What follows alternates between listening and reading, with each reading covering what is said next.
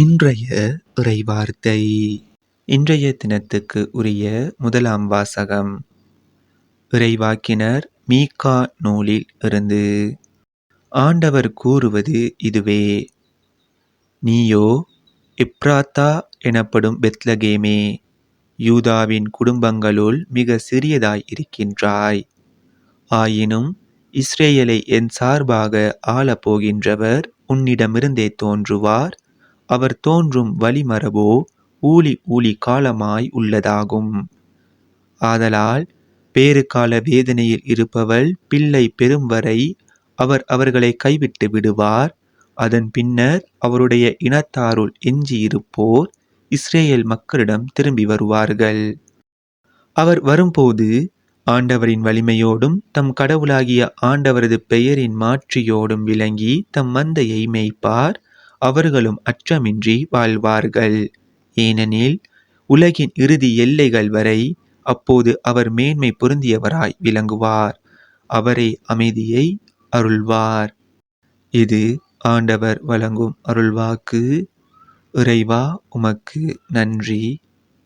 இன்றைய தினத்துக்கு உரிய இரண்டாம் வாசகம் எபிரேயருக்கு எழுதப்பட்ட திருமுகத்தில் இருந்து. சகோதரர் சகோதரிகளே, கிறிஸ்து உலகிற்கு வந்தபோது பலியையும் காணிக்கையையும் நீர் விரும்பவில்லை, ஆனால் ஓர் உடலை எனக்கு அமைத்து தந்தீர். எரிபலிகளும் பாவம் போக்கும் பலிகளும் உமக்கு உகந்தவை அல்ல. எனவே நான் கூறியது: என் கடவுளே, உமது திருவுளத்தை நிறைவேற்ற இதோ வருகின்றேன். என்னை குறித்து திருநூல் சுருளில் எழுதப்பட்டுள்ளது என்கிறார். திருச்சட்டப்படி செலுத்தப்பட்ட போதிலும் நீர் பலிகளையும் காணிக்கைகளையும் எரிபலிகளையும் பாவம் போக்கும் பலிகளையும் விரும்பவில்லை. இவை உமக்கு உகந்தவை அல்ல என்று அவர் முதலில் கூறுகின்றார். பின்னர் உமது திருவுளத்தை நிறைவேற்ற இதோ வருகின்றேன் என்கின்றார்.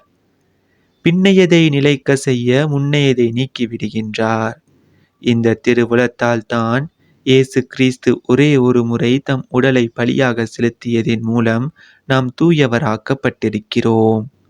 இது ஆண்டவர் வழங்கும் அருள்வாக்கு. இறைவா, உமக்கு நன்றி. இன்றைய தினத்துக்கு உரிய நற்செய்தி வாசகம் லூக்கா எழுதிய தூய நற்செய்தியில் இருந்து. அக்காலத்தில் மரியா புறப்பட்டு யூதேயா மலை நாட்டில் உள்ள ஓர் ஊருக்கு விரைந்து சென்றார்.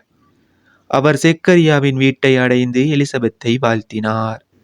மரியாவின் வாழ்த்தை எலிசபெத்து கேட்ட பொழுது அவர் வயிற்றிலிருந்த குழந்தை மகிழ்ச்சியால் துள்ளிற்று. எலிசபெத்து தூய ஆவியால் முற்றிலும் ஆட்கொள்ளப்பட்டார்.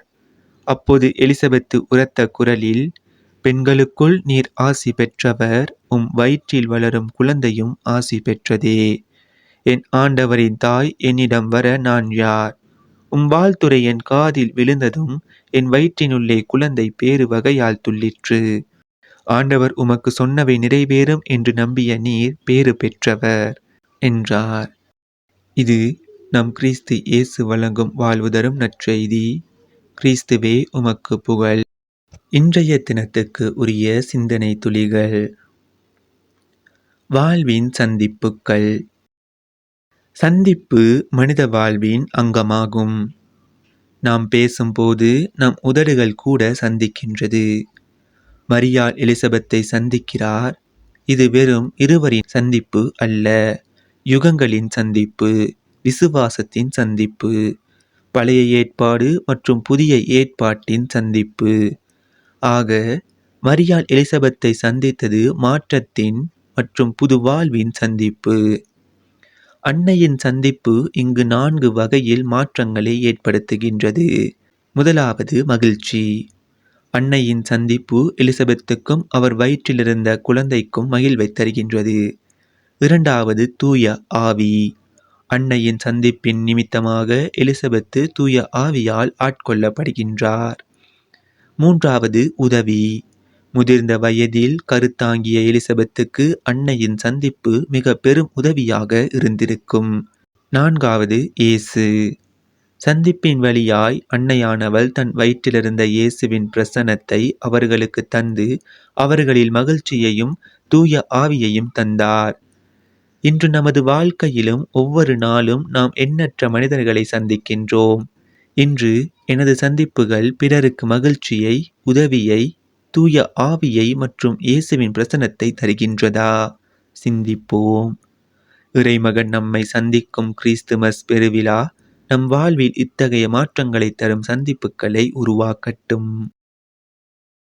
அன்றன்றைக்கான இறை வார்த்தைகளையும் நற்செய்தி வாசகங்களையும் சிந்தனை துளிகளையும் பெற்றுக்கொள்ள நம் சேனலை சப்ஸ்கிரைப் செய்து கொள்ளுங்கள்.